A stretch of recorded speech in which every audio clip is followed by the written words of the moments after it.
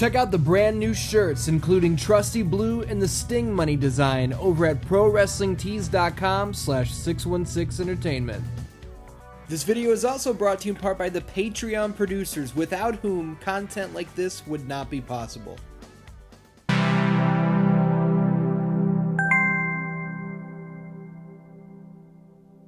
Halloween 3 Season of the Witch damaged the franchise almost beyond repair. Regardless of what your opinion of the third installment in the series is, here in 2021, the box office in 1982 spoke loud and clear. To put the failure into perspective, let me come at it like this. Jason Voorhees and Friday the 13th popped up in Halloween's wake. Without Halloween changing the face of horror and popularizing the masked killer sect of the genre, there is no Jason. That's just the way it is. So you can imagine how Universal Pictures felt when Halloween 3's box office gross was doubled by that of Friday the 13th Part 3. That's like if the Asylum Transmorphers movie drew a larger audience than the official Transformers films. Okay, honestly, it's not that bad. I love Jason and Friday the 13th. I'm taking this joke too far. Look, listen, the point is this. The new anthology approach for Halloween, telling a new scary story every year, yeah, out the fucking window. Producer Mustafa Akkad knew two things. First, he needed Michael Myers back. And second, he was gonna do whatever it took to get Michael Myers back. What's up, Dan-Dans? My name is Ian. Welcome to the History of Halloween Part 3, the Thorn Trilogy. I hope you're strapped in and ready for this one, because over the next, hour or so, we're going to dive deep into the 3-film arc that not only brought star slasher Michael Myers back to life, but expanded on his background, his motivation, his... Oh god, this one goes off the rails really hard and it gets ugly. But without further ado, let's get to it. By this point, you may be tired of hearing about the many ups and downs surrounding John Carpenter and Debra Hill's involvement with the franchise. They didn't want to do a sequel, they got forced into it. They didn't want to use Michael Myers, so they didn't, and it went to hell. Well, guess what? The production of Halloween 4 was the last straw for our beloved duo. The tag team were still against the idea of continuing the Myers saga, but Carpenter came up with what he saw as a compromise. He hired Dennis Etchison, the writer responsible for the novelizations of Halloween 2, Halloween 3, and The Fog, to pen the script for Halloween 4. Etchison's story followed Lindsay Wallace and Tommy Doyle, the children from the original Halloween, who were to be haunted by a ghostly, phantasmal iteration of Michael Myers. Listen, it's got Michael Myers in it. He's just not a guy with a knife anymore. It's more of like a ghost story. At the end, he's like fucking 12 feet tall. It's crazy. It's not a slasher. It's like a psychological thriller. No. Michael Myers. I want Michael fucking Myers. No ghosts, no seasons, no witches, no seasons of witches with ghosts. I want fucking Michael Myers. Blue suit, white mask, stabbing. Fucking no ghosts. More or less, that's pretty much how it went. So, John Carpenter and Debra Hill were out. For good, for real. They were done. And I'm not saying they sat out for one film, no. They sold their shares in the franchise and gladly walked away from the whole thing. Mustafa Akkad bought them out, and hell, he bought out Irwin Yablans as well. Full control of the series now rested solely with Mustafa Akkad to do with as he pleased. And what did he please? Well, he wanted the return of Michael Myers. He also didn't want to deal with paying professional writer the big bucks, so he literally put out an open call asking anyone if they had a cool idea for Halloween 4. They could write up a treatment and send it in. I am not kidding. 3 friends by the names of Danny Lipschitz, Larry Ratner, and Benjamin Ruffner came up with a story Akkad liked. He bought it, and he hired Alan B. McElroy to turn the story into a cleaned-up, ready-to-shoot movie script. Which he did, by the way, in 11 days. There was a writer's strike approaching, and Mustafa Akkad was like, "Fuck writer's strike. I want Michael Myers. Michael fucking Myers. No strike. No writer's strike." As soon as the script was finished and all things were a go, Akkad rushed the film's announcement with an ad that was riddled with errors and head-scratching decisions. The ad featured a note written by Michael Myers himself apologizing for not being able to attend your Halloween party. Myers is misspelled. The 4 is depicted in Roman numerals, which the final film ditched entirely. Look, I don't know what to tell you about this thing other than maybe it was better when one dude didn't have full control of the series. When it came to the cast, they certainly couldn't call this one The Return of Laurie Strode because Jamie Lee Curtis wasn't involved in any way. She was like Carpenter and Hill. No more Halloweens for me, thank you. Donald Pleasence, though, good old Dr. Loomis, is back. How the fuck did he survive this blast at the end of Halloween 2? Look at this! The entire room explodes! Now look at him at Halloween 4 with the little burn scar on his cheek. Give me a break, man. What's funnier than their total retcon of the deaths of Loomis and the Shape, though, is Donald Pleasence's comments regarding his return to the series. He stated, "I was free, the money was good, and it would be kind of hard to do without me." He was also apparently told that John Carpenter loved the script, which wasn't true. But Pleasence himself did indeed demand a finished script before he signed on to play Loomis again, so either way, he liked it. And that's what matters the most. Directing Halloween 4, The Return of Michael Myers, would be Dwight H. Little, who had previous experience in horror on the set of the Nightmare on Elm Street inspired television series, Freddy's Nightmares. How's that for a little crossover action? The story of Halloween 4 is back to basics, and that's by design.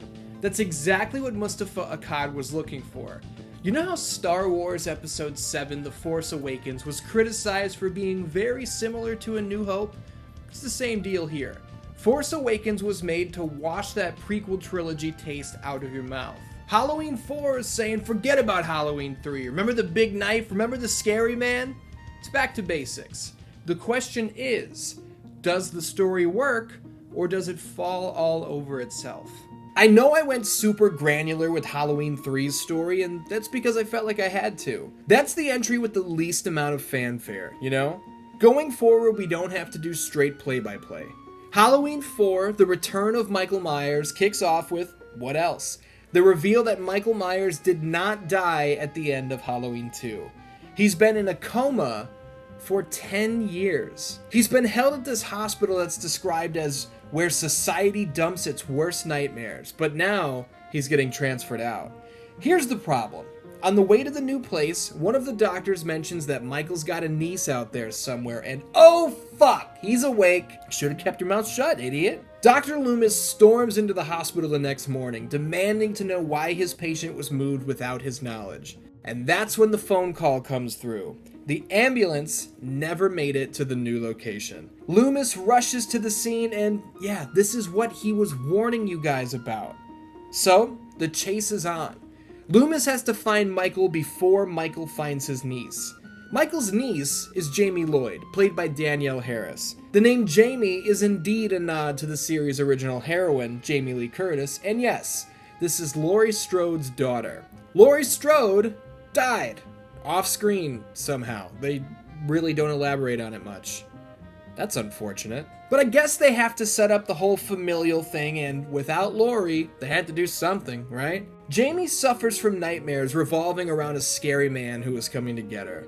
Somehow she knows what her uncle looks like. Listen, just don't think about it too much. She lives with her foster family, and along with her foster sister, Rachel, we've got our two new leads. Michael's going around town killing people, getting all set for his big day. Seriously, he kills a mechanic to get another blue jumpsuit. He steals the same mask from the discount mart where he literally bumps into his niece. Yeah, this isn't one of Jamie's hallucinations. He's right there. This really happened. But for real, hold on a second. Why does Michael seek out the same outfit he wore 10 years ago? If he's not a man, if he's evil incarnate, as Dr. Loomis puts it, why is he so concerned with capturing the same look he had last time he had a night on the town? I mean, we know the real reason why this happens. It's because the blue suit and the white mask are the marketable costume. But the character of Michael Myers... Never mind. Moving on. Michael's body count here in Halloween 4 is ridiculous. Across the first two films, Michael killed a total of 15 people. In the fourth installment alone, he matches those combined efforts, doubling his total body count. We've got our first ever skull crush, you got the thumb to the brain, an entire police force is massacred in their own department.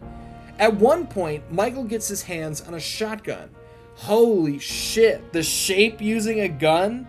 Hell yeah, he is. He plunges it through the torso of this poor girl and impales her into the wall. Gun stab. Goodness gracious. My favorite kill in Halloween 4 is right here where he pulls Earl's throat out. Yeah! Okay, sorry, I got a little ahead of myself. Loomis alerts Sheriff Meeker that Michael is on the loose, and unlike Sheriff Brackett from Halloween and Halloween 2, Sheriff Meeker actually cares about the people in his town, and everything goes into lockdown. The local news alert townspeople and businesses that their lives are in danger, so it's best to close up shop and stay inside. Can you imagine if it were that easy to get people to protect themselves in real life? The local good old boys get their guns and immediately are like, we'll solve the problem. Why is it always old whites in red hats that do this? Anyway, they immediately kill an innocent person by mistake. Geez, who would have thought a bunch of untrained idiots with guns would have wound up hurting somebody? Sheriff Meeker, another cop, Rachel, Jamie, Rachel's cheating boyfriend, and the girl he was cheating with are all holed up in Meeker's house. They've got more guns and ammo than they know what to do with, and if Michael Myers dares show his face around here, he's gonna fuck, he's already here, isn't he? Gun stab, skull crush, son of a bitch. This is bad. This is really bad. The Shape gives chase to Rachel and Jamie all around the house until they're up on the roof, and oh, that's not good. Jamie scurries into the night and right into the arms of Dr. Loomis, who has the idea to lock down the local elementary school. No matter where Michael's coming from, they'll be able to see him, right? These big open hallways. Wrong! Loomis gets Marty Jannetty through a window, and once again, Jamie is on her own. We gotta pause right here for a second. I'm sorry, but you probably saw it. What in Sam hell is going on with Michael's mask here? It's flesh tone with blonde hair. This is one of the all-time Halloween fuck-up stand-ins. Director Dwight H. Little has gone on record saying that the wrong mask was brought to set. They shot the scene, and they noticed the mistake in post, but it was too late to fix it. I hate to interrupt right here, but what are you talking about? It was noticed in post? You're telling me that not one person in the moment, between setup, action, and cut, between setting up the lights and tearing everything down, not one person said, hey, what's with the mask? Are you fucking kidding me? It's not a minor change. It couldn't be more obvious. That excuse is so bad it almost doesn't even sound real, but it is. Anyway, back to business. We're almost done with the story. I had to get that out. Rachel's not dead. She makes the save with a trusty fire extinguisher to the face just as the good old boys pull up. Everybody piles into a truck and they hit the road. Look, they're not gonna beat Michael Myers, right? So just get the hell out of Dodge. It's a good strategy. It's not like the Shape can catch them. They're in a truck. I mean, unless he was hanging onto the axle underneath the truck like some Cape Fear bullshit. Oh wait, that's exactly what he did. This is comically silly, but that's what he was doing. How did he get under there? Everyone, look, just don't think about it. One by one, the hillbillies are dispatched. Let's get another shot of Earl's throat getting torn out. Yeah! Rachel takes the wheel and she's whipping this truck around the road like Mad Max, but the Shape will not let go. He even uses his own head to smash the windshield in. I'm sorry, but that is so fucking funny looking. Finally, she shakes him loose, but he's not done. No way. Rachel floors the truck and smashes it into him, sending Michael flying through the air, crashing down through a wooden fence post. For whatever reason, maybe it was morbid curiosity that took over, maybe it was something supernatural, Jamie exits the truck and approaches her uncle. She holds his burnt, scarred hand as the cavalry shows up. Obviously, they flip out. Michael wakes up and they absolutely blow him away with shotguns, rifles, pistols, you name it, they had it. Sheriff Meeker literally brought the Spas 12 from Jurassic Park. He ain't playing. This ain't no Sheriff Brackett bullshit. Michael's body disappears into an abandoned well, and that's all she wrote. The family returns home so they can finally rest. That is until Jamie slips on her favorite Halloween mask, grabs a pair of scissors, and murders her foster mother, starting the cycle all over again. The sheer terror and the agonized screams of Dr. Sam Loomis are the stuff of nightmares. Evil, never dies. There it is, Halloween 4, The Return of Michael Myers. And, according to director Dwight Little, the death of Michael Myers. In Little's mind, this was the end of the line for Haddonfield's favorite slasher. Obviously, we're going to continue forward with Jamie Lloyd as the new killer, right? I mean, the end of this movie clearly sets the table for that scenario. Well, not so much. But we'll get to that in a little bit. I've got a few more things to say about Halloween 4 before we delve into the next sequel. Director Dwight Little obviously cared about this film. He cared about the characters, he cared about the story, and he cared about the fact that he was stepping in to direct a gigantic installment in an outrageously popular franchise.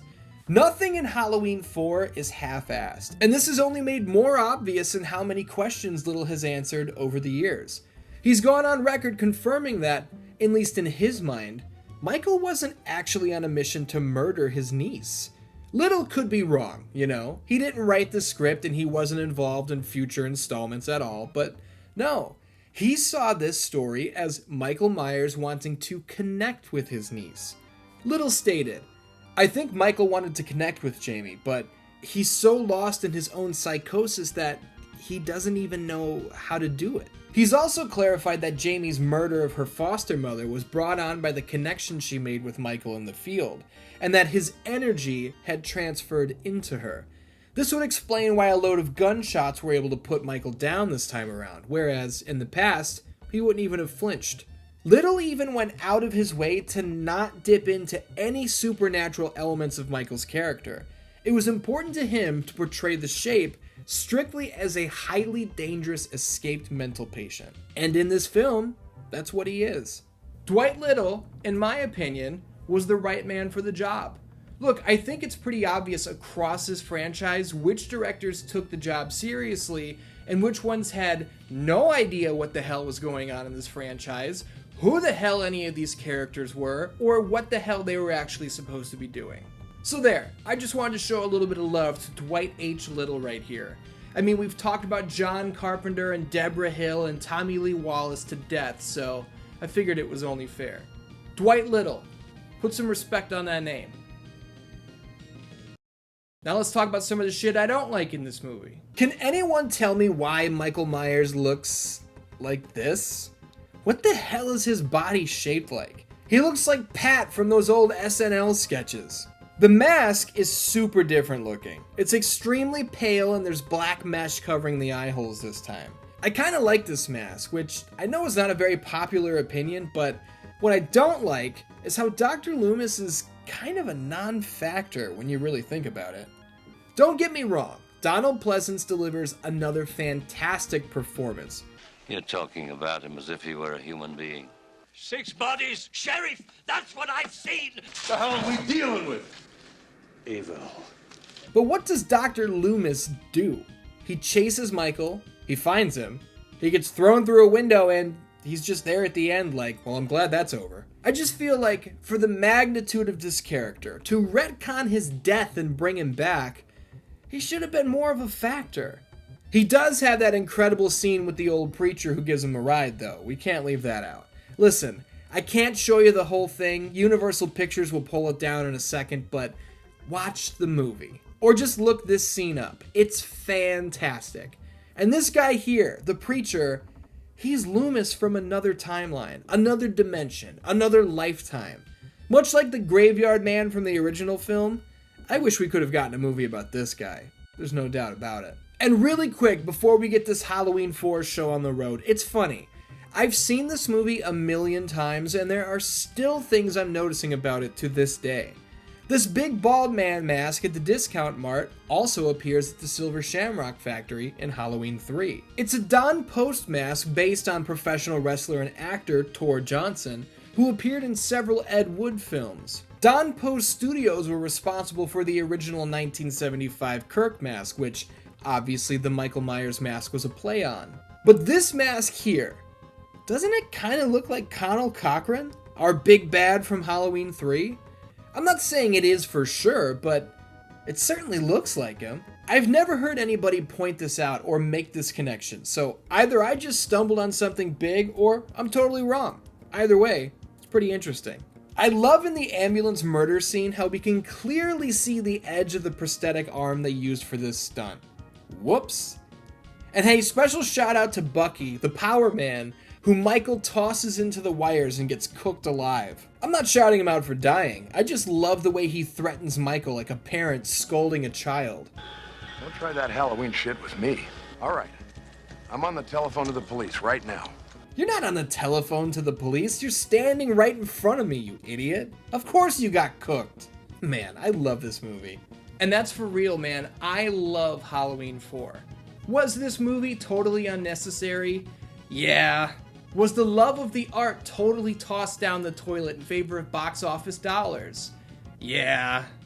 But this is not a bad sequel at all, and trust me, we are on our way to those. Just sit tight. So after all the hubbub of Michael Myers is the star, how could they have taken Michael Myers out of Halloween movies?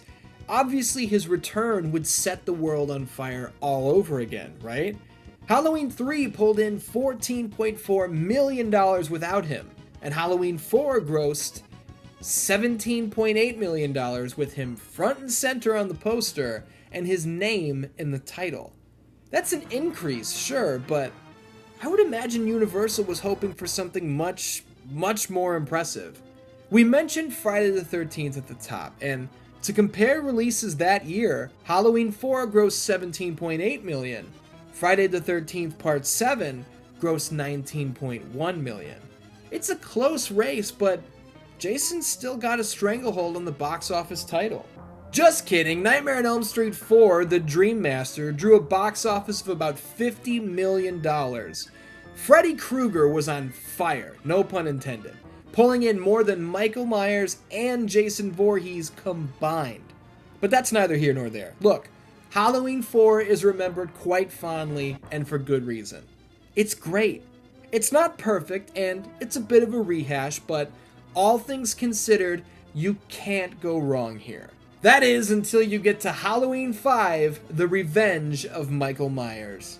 If you've watched this far into the history of Halloween, you've seen me praise all 4 films in the franchise up to this point.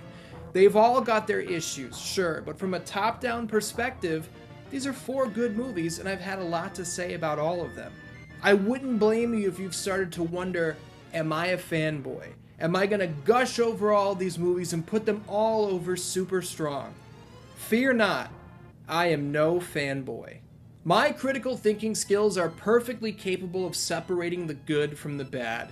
And before we even jump into this next chapter, I want you to know, it is my opinion that Halloween 5, The Revenge of Michael Myers, fucking sucks. It is a complete piece of shit. That's my opinion.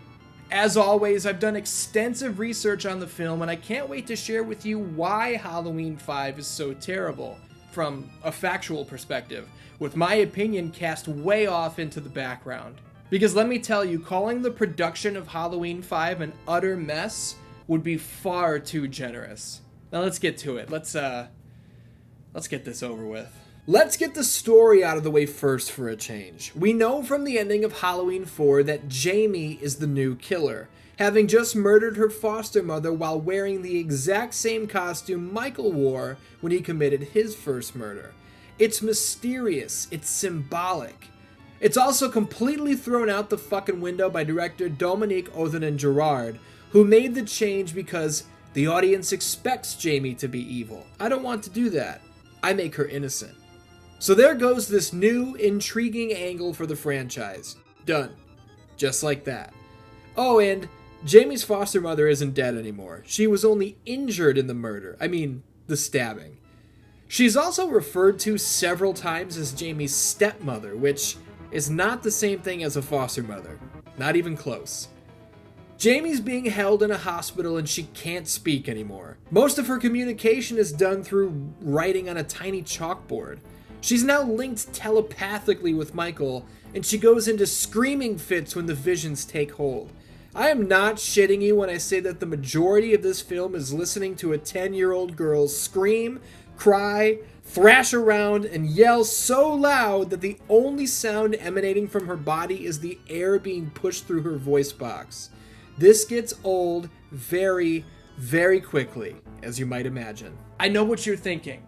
What do you mean she's seeing through Michael's eyes? Michael is dead. They shot him with like 87 guns at the end of Halloween 4 and he fell in a well. And you're right. Ask director Dwight Little, he thought Michael was dead too, so don't feel stupid. You weren't far off. That's where things were left. But Dominique, Othen, and Gerard didn't like that. In what is a tremendous retcon, Michael didn't just fall into the well. Apparently they also threw dynamite down the goddamn hole to ensure he'd never come back. Why didn't they show us that in Halloween 4? I mean, in Halloween 4 we can see a split second of one of the good old boys lighting up a fuse, so why did they cut this out? I don't know. I also don't know how these people come up with some of this shit. How did Michael escape the well? That's the burning question. Check this out. It wasn't just a pit down there, no. There was a massive, pre-dug tunnel that led perfectly to safety, just a few yards away. The dynamite didn't even touch him. Thank God.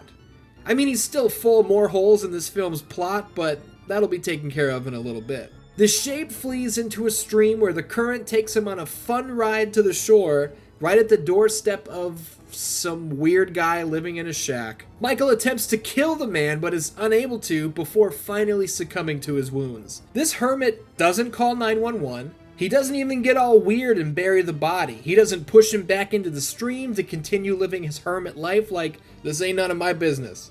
No, he takes Michael in, puts him in a bed, and just lets him lay there for a fucking year. An entire year goes by of this masked asshole laying in a bed in your house, full of fucking bullet holes, and you just let him stay there.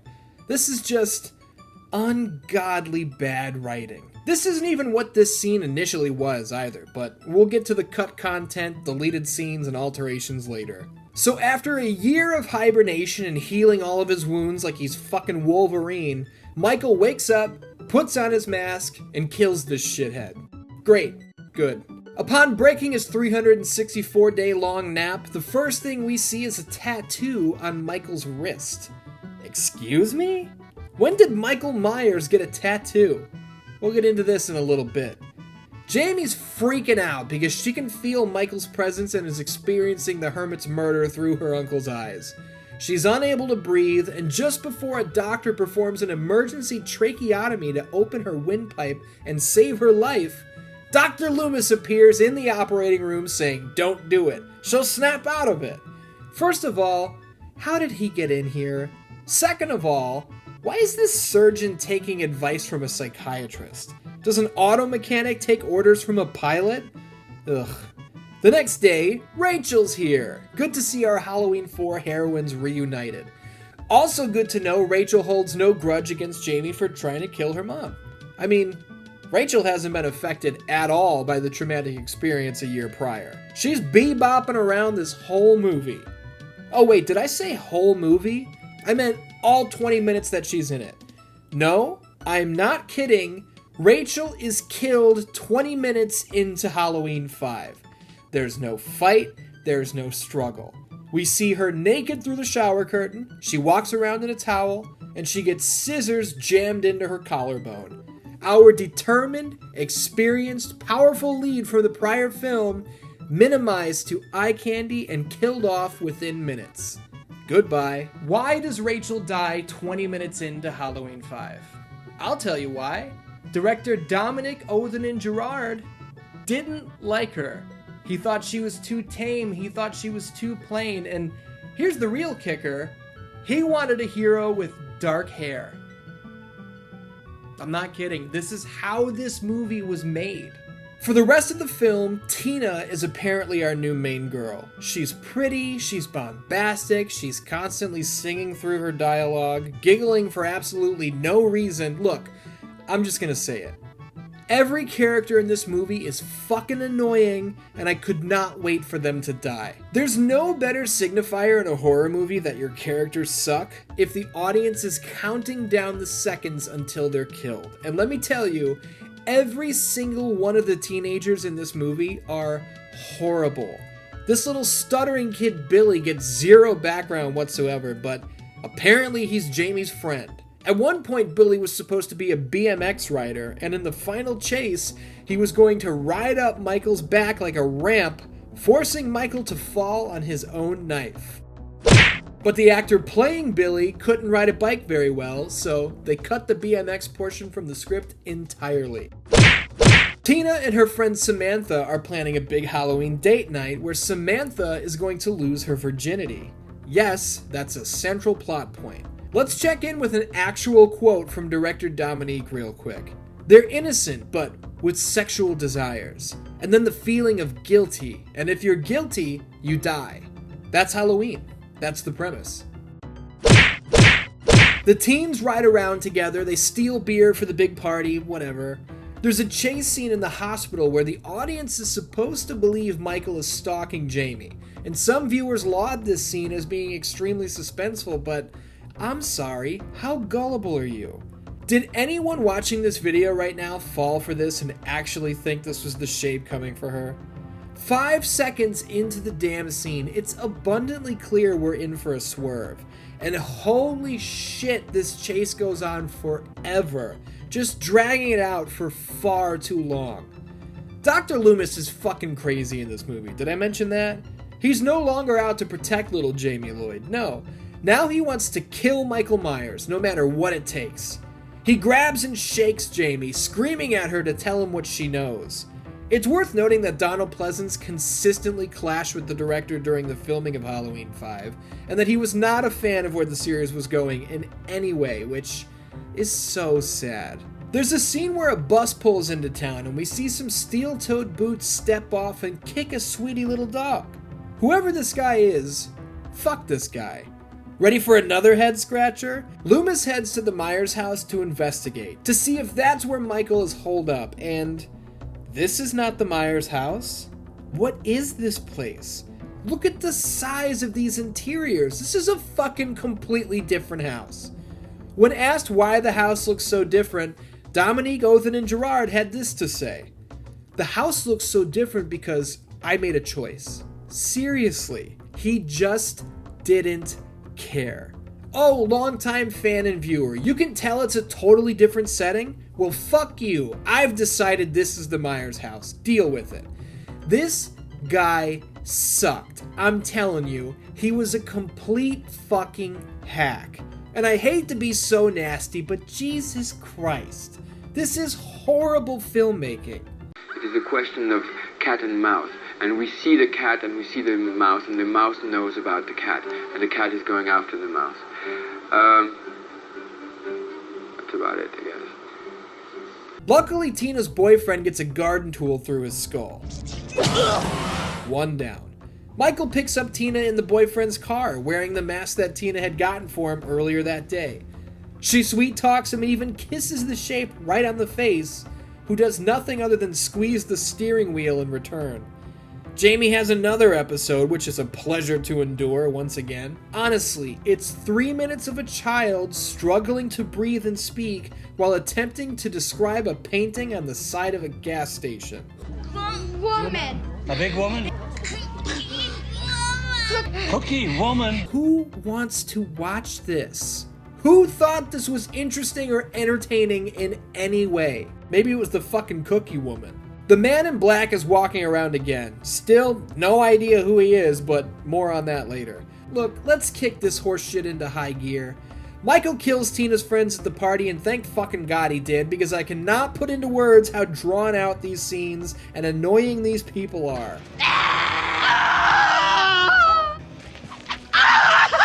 He chases down Tina, Billy, and Jamie in a car, which is a brutally stupid thing to look at. Why doesn't he just fucking run them over? It's like that scene in Austin Powers where Scotty is trying to tell Dr. Evil that this could all be so easy. Begin the unnecessarily slow-moving dipping mechanism. Close the tank! Wait, aren't you even gonna watch them? They could get away. I'm just gonna assume it all went to plan. What? I have a gun. I'll come back down here. Boom! I'll blow their brains out. You just don't get it, do you? Billy was supposed to get run over here, but they decided to cut that. And who cares? Tina gets stabbed in the chest and that's it, she's dead. Good thing this wasn't Rachel, sacrificing herself for her foster sister. Good thing it was some idiot moron introduced 45 minutes ago. Really meant a lot. I sure was heartbroken when this happened. The new plan is for the cops and Loomis to seat Jamie in the Myers house and use her as bait. When Michael shows up, they're gonna shoot him 2,561 more times, and that'll finally be the end of it. Only, Loomis goes rogue. He's got a secret plan of his own. Eventually, Michael does show up, and Dr. Loomis tries to reason with him, saying that he knows Jamie can help him. She can help him get rid of this rage that he suffers from. Michael's like, fuck you, old man. This cop gets 10 shots out of a 6-shot revolver somehow because no one can fucking count on set. Michael hangs him out the window with a rope ladder, and Jamie tries to hide in the laundry chute. It doesn't work. She gets away and finds herself in the attic where she stumbles upon the corpse of Rachel. Upon hearing Michael approaching, Jamie climbs into the casket of a 9-year-old girl that Michael stole from the cemetery. Michael raises the knife and is ready to put old Jamie away when she calls him Uncle? Boogeyman? This gets through to the shape. She asks to see his face, and he listens. He removes his mask, shares his identity, and Jamie remarks, You're just like me. as a lone tear rolls down the cheek of Michael Myers. I'm going to take myself out of it for a second, share with you what my podcast co-host, the artist formerly known as Mike Charles, had to say about this film back in 2017 on one of our old shows, Super Important Questions. The topic was, what's the worst example of character assassination you've ever seen? And this is what he brought to the table. Michael Myers.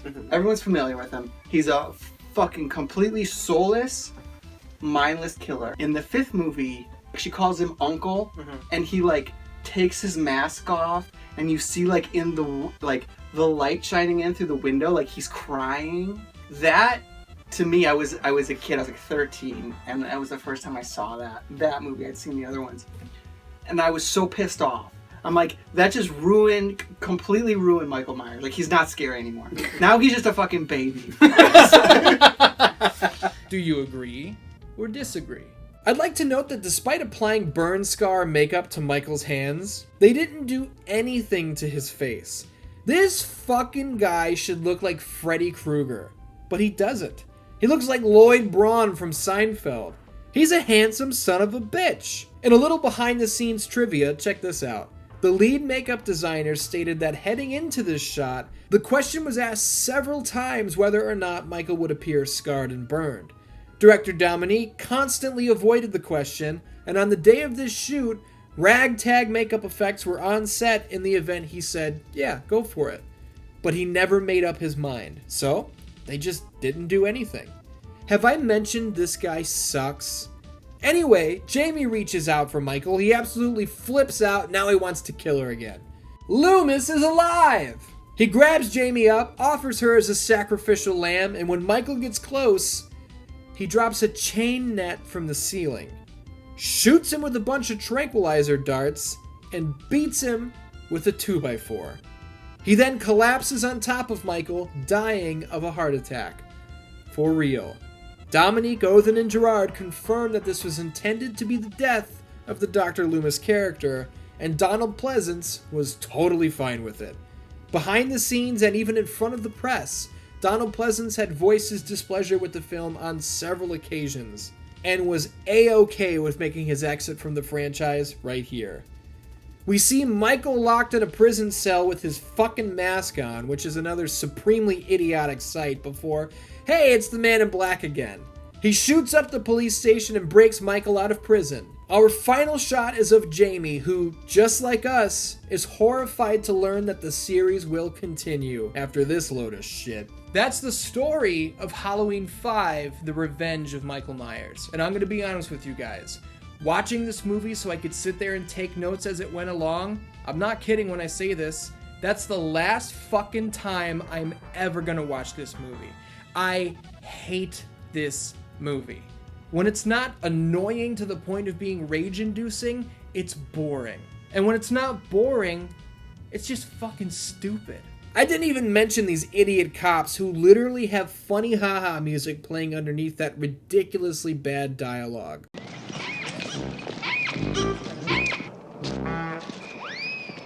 What is this? Who is this for? We have to talk about this mask. When my buddy Tim and I were kids, we always wondered why the mask was changed from Halloween 4 to 5. In the movie world, it's just the same old mask that's been sitting around for a year, so why does it look so different? Take a wild guess. If your answer was, because the director made a choice, then you win. Dominique Othen and Gerard stated, "We made a fantastic mask that had nothing to do with Halloween 4. Less plastic, white face. That's unrelatable." Dominique wanted Michael to look more human, and so they made a mask that they thought looked angry. I'm sorry, I hate to rag on someone so hard, but this is just like the Myers house. You don't get to just go in and arbitrarily change things like this without anybody noticing. It stands out like a sore thumb. It's blatantly obvious and in the worst way possible.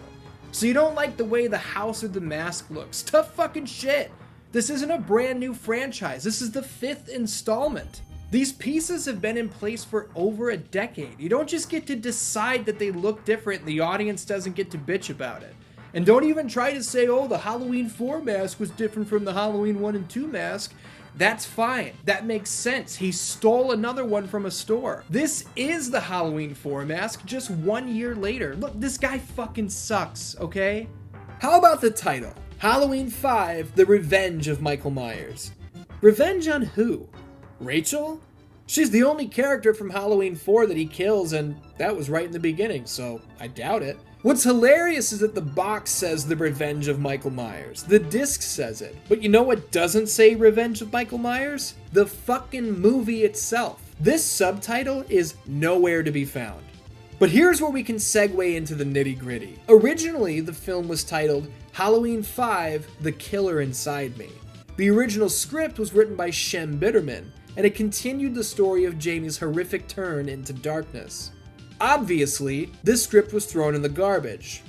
Literally, as a matter of fact. The first meeting Dominique Othen and Gerard had with Mustafa Akkad, he picked the script up and threw it in the trash can right in front of everyone, stating that if Akkad ever wanted to make Halloween 6, this script needed to go. Dominique made pitches where Michael would come back to life after getting struck by lightning a la the Frankenstein monster. He talked his ass off, and Mustafa Akkad kept him around for whatever reason. Here's the thing, too. Akkad initially pursued getting the Halloween 4 team of Dwight H. Little and Alan B. McElroy to return for Halloween 5, but they passed. Why? Because they felt like they nailed Halloween 4. They were really proud of it, and they didn't want to fuck it up. Can I get a standing ovation for some artistic integrity here? I should also note that I mentioned earlier that Universal may have been disappointed with Halloween 4's box office gross, and well, maybe they would have been. But Universal were out of the Halloween game by this point. After Halloween 3 underperformed and Akkad bought out all the other shareholders to gain full control, Universal walked away as well, leaving the franchise in the hands of Akkad's Trancas International Films. $17.8 million to an independent is way different than $17.8 million to a major corporation, so Trancas was riding high. So high, in fact, that they let Othen and Gerard throw the Halloween 5 script in the trash 6 weeks before cameras were set to roll. 6 weeks! Michael Jacobs, a writer and friend of Othen and Gerard, penned the new script, which was originally titled Halloween 5 and Things That Go Bump in the Night. Yup. Rumor even has it that the script wasn't done when principal photography began, and that the holes were still being filled in as they went along. Honestly, it shows. Check this out. You know the tattoo on Michael's wrist? Nobody knew what the fuck that was. And I don't mean they weren't sure what the symbol meant. I'm saying they shot those scenes, the close-ups on the tattoo, and they had no fucking idea what they were saying with that. The thorn symbol, as it would come to be known, had zero purpose at the time they introduced it. The man in black, the mysterious guy whose face we never see, who has the same tattoo, the man who breaks Michael out of jail at the end of the film, get ready for this, We don't see his face because they didn't fucking know who he was. Not a clue. I'm not kidding when I say this. Mustafa Akkad demanded that a mysterious character be added to the film while they were halfway through production. Dominique, Othen, and Gerard agreed to shoot the scenes and literally did so with the mindset that the tattoo and the mystery man were the problem of whoever was going to do Halloween 6. I cannot overstate how irresponsible, unprofessional, and careless that is. Othen and Gerard has stated that he saw the Man in Black as a soul brother from afar to Michael, but he's not even sure what he means by that. And get this, when asked about the thorn symbol, Othen and Gerard declared, and I quote, "I was born under that rune. It links us." Kill me. Just fucking kill me, this guy. Also, guess what? The hermit in the beginning wasn't originally an old man. Othen and Gerard shot scenes where the hermit was actually a voodoo magician, standing 6 feet tall and weighing only 80 pounds. He performed magic spells on Michael over the year that they lived together, healing his wounds. He also was responsible for waking Michael up through some ritual bullshit. But was he a supernatural character? Absolutely not, claims Othen and Gerard.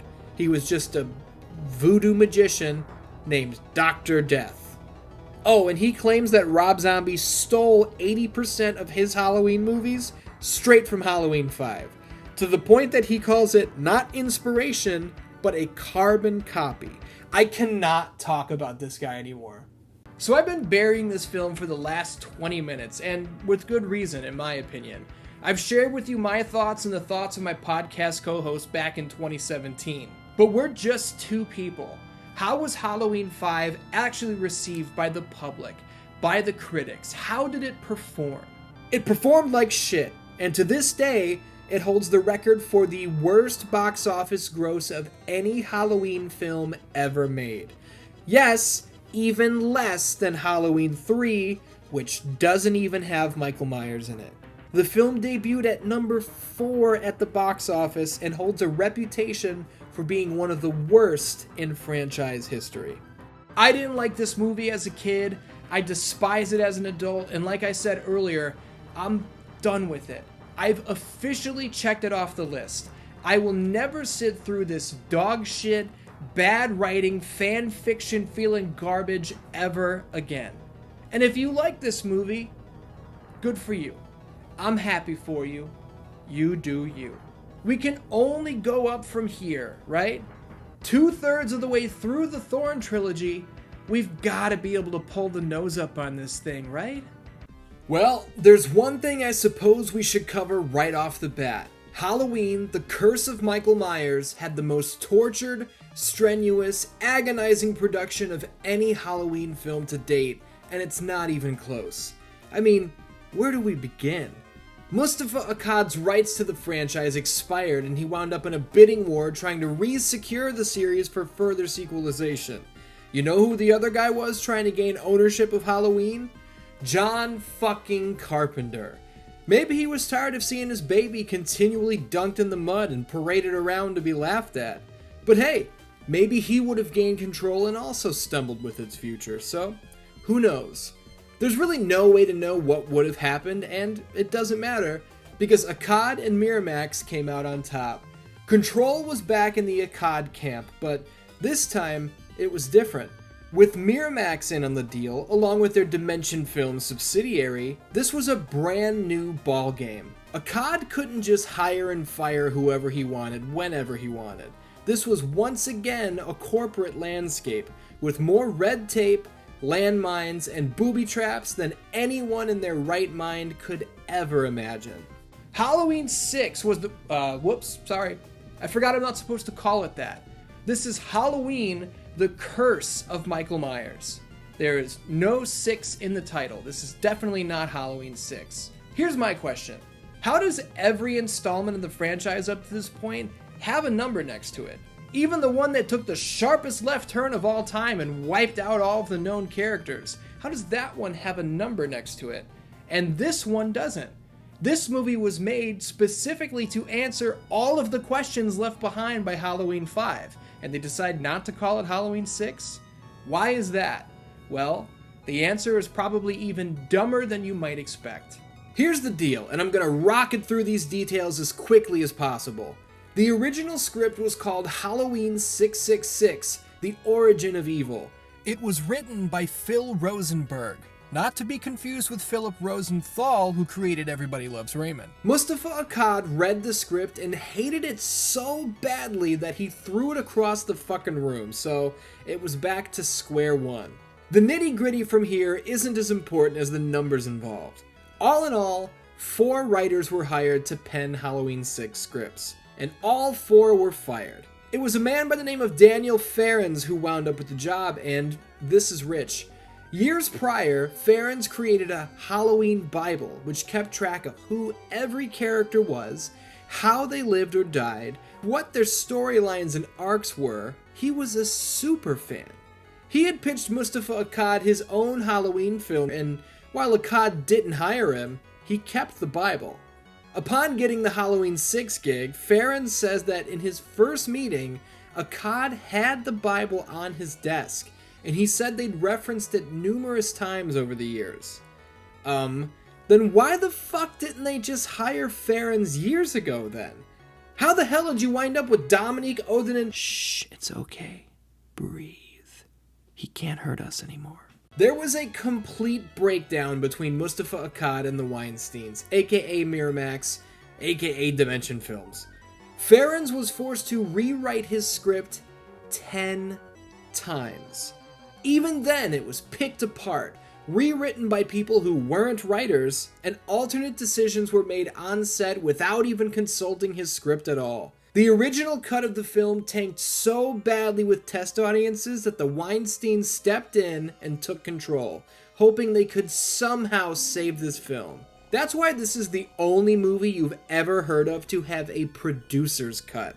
Not a director's cut, no. A producer's cut. We'll dive into the differences between the two versions in a bit. First, let me circle back around to the first question. Why isn't this movie called Halloween 6, The Curse of Michael Myers? Where is the 6? Well, after that test screening bombed as hard as it did, the Weinsteins and Miramax said, fuck it. They wanted to distance themselves from Halloween 5 as much as possible. Story beats were changed, unanswered questions were completely ignored, and the 6 was gone. It's worth noting that Quentin Tarantino was looked at for the writer's role as well, but obviously this never came together. And that's for the best, too. His pitch revolved around the Man in Black and Michael Myers on a road trip, stopping off and killing people as they went down Route 66. Yeah, no thanks. But now we're getting way deep into the weeds and we haven't even gone through the story of Halloween, The Curse of Michael Myers, so let's get to it. The theatrical cut is the version that most people have seen. Anybody who bought a ticket to this film, this is the version they were shown, so we're going to jump into that first. I mean, unless you're a Halloween hardcore, you probably don't even know that a producer's cut exists, so theatrical cut first, then we'll get to the producer's cut. Don't worry. Years have passed since the conclusion of Halloween 5, where Michael was broken out of prison by the mysterious Man in Black. We've got a thing or two to talk about here. Okay, so Jamie and Michael have both been missing for years. Jamie's been held captive in this creepy-ass dungeon, and she's delivering her baby?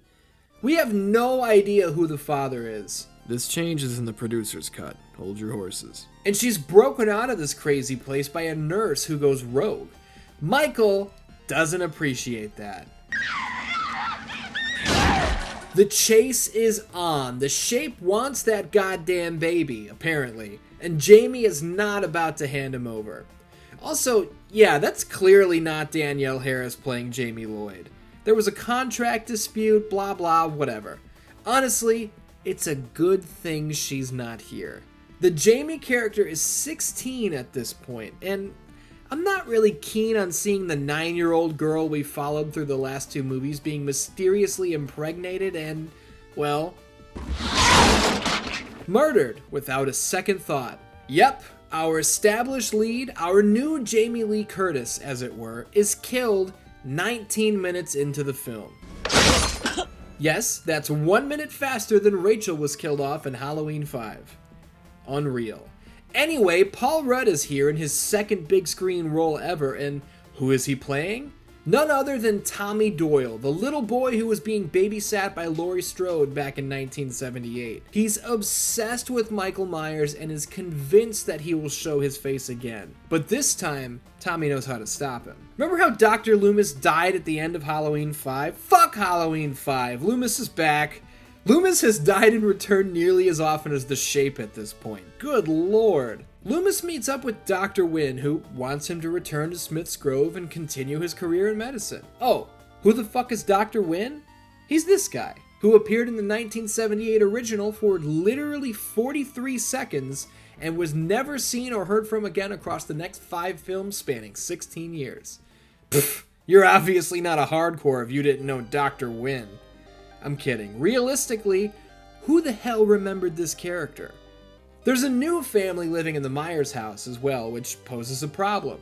Who are these people? They're the Strodes. Yeah, really. We've got parents John and Debra. Yes, those names are indeed tributes to Carpenter and Hill. We've got Kara and her son Danny, and then there's Tim, Kara's brother. How are these people related to Laurie Strode? I guess Kara is like Laurie's cousin? Look, they don't delve too deep into it. There are just threads from the first movie all over Curse, and this is one of them. Danny is hearing voices telling him to kill, and he's having visions of the man in black telling him to do so. Tommy Doyle finds the baby in the train station where Jamie hid it. Loomis visits the scene of the crime where Jamie's body was found, and someone burned the thorn into a bunch of hay. Tommy and Loomis run into each other, and we've got a brand new tag team. What's Michael up to? Oh, he's just starting to butcher the Strodes, axe to Mama Debra, yikes. The streams cross when Tommy Doyle meets Kara Strode, and he informs her that they are living in the bad Myers house. Michael is coming, and they need to get the hell out of there. Where do they go? Directly across the street to Mrs. Blankenship's house. Who is Mrs. Blankenship? Well, she's the woman who was babysitting Michael back in 1963, the night he killed his sister. The reason you've never heard of her is because she didn't exist until just now. Again, they're trying to link this to the original as much as possible. Mrs. Blankenship spills the tea that these voices Danny is hearing, Michael heard them too, back on that fateful night. Lady, you're scaring us! Here's where Tommy explains to Kara, and in turn the audience, what the secret is behind Michael's evil. Michael Myers isn't just pure evil after all. He's actually a victim. He was a young boy who was inflicted by the Curse of the Thorn, an ancient rune that when the stars align in the sky every so often, the curse springs him to life in a blood rage. Michael doesn't want to kill his family. The Thorn wants his family killed. So you're thinking, wait, Michael Myers, the purest form of evil we've ever known, is actually just a tool? He's just a plaything acting out the will of a curse? Yes, that is exactly what I'm telling you. How about that? Michael butchers John Strode. How? He electrocutes him so bad his head explodes. Man, Michael must have been playing some Mortal Kombat down in that dungeon. Holy shit. There's a great scene where a young girl is singing about the rain falling from overhead. The red rain. Oh boy. Tim Strode and his girlfriend are murdered by the Shape, the latter of which is witnessed by Kara, so the shit has hit the fan. Danny, probably being carried by the voices, walks over to the Myers house, and Kara winds up going toe-to-toe with Michael in an attempt to save her son. Honestly, this is one of the better showdowns since the original. It's suspenseful, it's shot well, it's fun as hell. This part of the chase is pulled straight from the original, but it comes off as a tribute rather than a cheap knockoff, because it's done really well. This is where Halloween 5's Man in Black is finally identified. It's Dr. Wynn, the character from almost 20 years ago that they dusted off because someone had to be this asshole, right? Mrs. Blankenship is in on the plot too.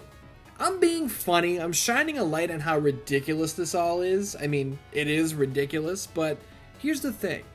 The reveal that the staff at Smith's Grove, where Michael was initially locked up, the fact that they've incubated this curse and are now controlling Michael through the thorn, it's creative. I'll give them that. Kara, Danny, and the baby are taken back to the subterranean dungeon at Smith's Grove for some reason. It's never really made clear. Apparently, the doctors want to do some sort of indiscriminate surgical procedure on the baby. Tommy Doyle breaks Kara out of her cell while barely avoiding the shape, which leads to another really cool chase. Paul Rudd's acting right here is the best in the movie. This is probably how any real person would react in one of these situations. His, "Oh my god, I'm probably gonna die," smirk as Michael closes in. Come on, dude, that's legendary. Michael picks up a machete off a surgical tray. Why is there a machete in a hospital? Who knows or cares, because he uses it to slaughter the entire evil surgical team while the strobe lights boom. If the doctors in this weird culty group control Michael, why is Michael killing them? Well, it's simple. It's because this script, the fact that these are Weinstein reshoots, the 10 rewrites to the script, all of that together. They've now taken what was already a nearly incoherent storyline and turned it into a fuck it, make it look cool gore fest. A third chase in the last 20 minutes goes on. Kara finds a bunch of aborted fetuses suspended in tanks with ancient runes on them, but this is never explained. Remember that word incoherent I used a second ago? Michael shows up, our tag team pumps him full of green liquid through some gnarly syringes. Tommy Doyle beats the shape with a pipe until the green juice spurts from his face. I don't know. They meet back up with Dr. Loomis, who inexplicably stays behind because he has unfinished business. We see Michael's mask on the floor, Loomis screams, and it's over. That is Halloween, The Curse of Michael Myers. There you go, Dan. Jamie Lloyd is dead, the Man in Black is alive, Michael Myers is alive, any remaining mystique about Michael Myers has been completely washed away, and that's exactly how things are going to stay, as this was the end of the original timeline. Halloween 6, Halloween, The Curse of Michael Myers, was the final installment before everything was retconned, restarted, and picked back up somewhere else. I promised we'd take a look at the producer's cut, and while I'm not going to give a full play-by-play on this iteration of the story, I'll hit you with the main differences. First of all, I mentioned at the top that in this version, the father of Jamie's baby is not a mystery. The question, unfortunately, is answered. Michael Myers is the father of Jamie's baby. Yeah. In the original script, the shape impregnated his 16-year-old niece, turning Michael Myers into a pedophile rapist. The reason I'm telling you this on camera is because I don't think I can even say those words on YouTube. I mean, who would even want to? But I'm pretty sure I have to bleep that out. I wish I could bleep this stupid shit out of existence. I'm not gonna delve into that any further. I think we all know how stupid, how ill-advised, how fucking terrible of a turn that is, so why beat a dead horse? Elsewhere in the producer's cut, there is no mystery surgical procedure. Instead, the cult, way less medical shit in this cut. It's way more clear that this is a cult. Want to initiate several sacrifices in order to pass the evil from Michael into Danny Strode. What's so crazy is that I feel like any random person on the street, if you ask them, why does Michael Myers kill? They would tell you, I think he's trying to kill his whole family, right? This movie is where that narrative comes from. We knew from the start that he wanted to kill his sister, and then he was after his niece. But this is the first time the words, wipe out the bloodline, are spoken aloud, and to this day, I think that is still the most common answer. It's really crazy. Also in the producer's cut, before I get too far off track, get this. Michael isn't taken down by mysterious injections and a beating with a pipe. Tommy Doyle, with his mastery of runes, lays out a circle of stones on the floor, and when Michael enters the circle, he can't leave it. He's frozen in place, powerless to the influence of the ancient magic. That's a hell of a thing to look at.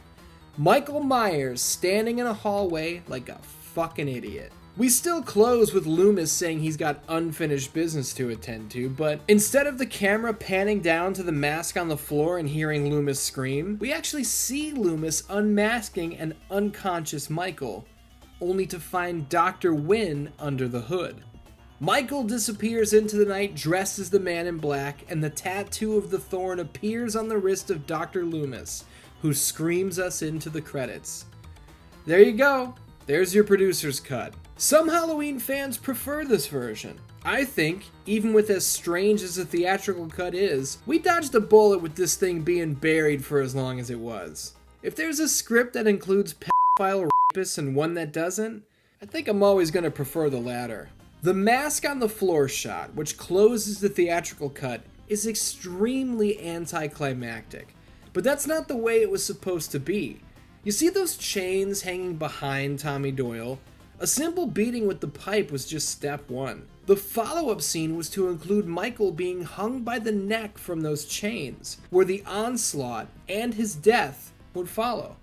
Why didn't we see that? Well, the crew on set had gone into triple overtime, and rather than getting one last shot or picking up tomorrow, they literally just said, fuck it, throw the mask on the floor, that's our closer. I wish I was kidding, but I'm not. Speaking of dumb shit, how about Dr. Loomis's burns, right? There's a quick mention in the film that he got plastic surgery to remove the damaged tissue. AKA, Donald Pleasence didn't want to keep sitting in the fucking makeup chair for hours on end, so they just wrote out the burns. Fantastic stuff. I didn't mention the director, Joe Chappelle, at the top of this video. I did it on purpose. Joe Chappelle didn't much care for Donald Pleasence, and for that reason, he cut the role of Dr. Loomis down to only 7 minutes of on-screen time. So fuck Joe Chappelle. I'm cutting his inclusion in my video down to someone I do want to show great respect to, though, is Donald Pleasence himself. Our longtime hero appears in the series for the final time here in Curse, as Mr. Pleasence unfortunately passed away many months before the film even released. He was 75 years old, and what a fucking life and career this man had.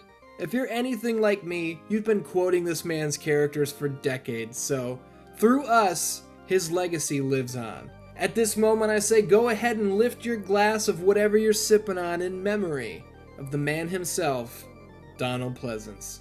Not only did Donald Pleasence root himself in some of the more vivid memories of my childhood, but this movie did as well. I have a specific memory back from the summer of 2002. My buddy Tim was sleeping over, and he, myself, and my brother were all going to watch his DVD copy of Halloween, The Curse of Michael Myers. My brother and I had gotten a used PlayStation 2 for Christmas, and when Tim popped that disc in, we were greeted with the faithful parental lock. Now, I didn't set that lock, my parents didn't set that lock, they didn't even know how. So whoever owned this PS2 prior to us put a fucking parental lock on the thing, and now we couldn't watch this movie. But this is where the genius of bathroom money Tim Ewers comes into play. He started digging through the PS2 manual. He started looking at all the tips and tricks, all the strategies on how to fix these things, and he figured out that when you get to the parental code screen, if you type in 7444, you can completely disable it and watch whatever you want to watch. Keep that in mind next time your PlayStation 2 won't let you watch an R-rated DVD. Although that's probably never gonna fucking happen to you. Jesus Christ, I'm old. It's clear that even though production of Curse was a fucking nightmare, tempers flared on set and the film itself was nearly impossible to follow. I don't know why I'm wording this like there's a beautiful happy ending or a silver lining around this picture. Halloween 6, god damn it, it's Halloween 6. Halloween 6 pulled a bigger box office than Halloween 5, but not by much. And being that this was no longer an independent film being released into the wild, a $15 million gross was not gonna cut it. The film was looked at as a monetary disappointment by the studio, a complete failure on the critical side of things, and fans were now left scratching their heads more than ever before. Some were straight up done. They'd seen enough. And could you blame them? Look, in 1981, Michael Myers was dead. The franchise had moved on, only to circle back and dig up the slasher's remains in hopes of recapturing that glory, to once again catch lightning in a bottle. You may not like it, but here's the reality of things. Bringing Michael Myers back to Halloween was a horrendous swing and a miss. Halloween 4 is a good movie. Halloween 5 is an amateur, hackneyed piece of shit. And Halloween 6 has no fucking idea what it's even supposed to be doing. When we were 13 years old, my friends and I liked Halloween 6 because of the violence. Who doesn't like an exploding head? But under any sort of scrutiny, hell, when it's watched by anyone who is even slightly paying attention, it doesn't work. It's a mess, and it really serves as no shock that the plug needed to be pulled on this franchise. Thank you for watching this, The History of Halloween Part 3, The Thorn Trilogy. This franchise is about to undergo a bigger and stronger left-hand turn than Season of the Witch brought to the table, and you are not going to want to miss out. Make sure you stick around for The History of Halloween Part 4, Retcons and Resurrections, premiering September 17th, 2021. If you like this video and want to support the channel, feel free to head over to patreon.com/616entertainment. This is what I love to do. I work as hard as I can to ensure these videos turn out the best that they possibly can be. And if you want to show some love to a one-man crew, Patreon is the place to be. Until next time, I love ya, and I will see you soon.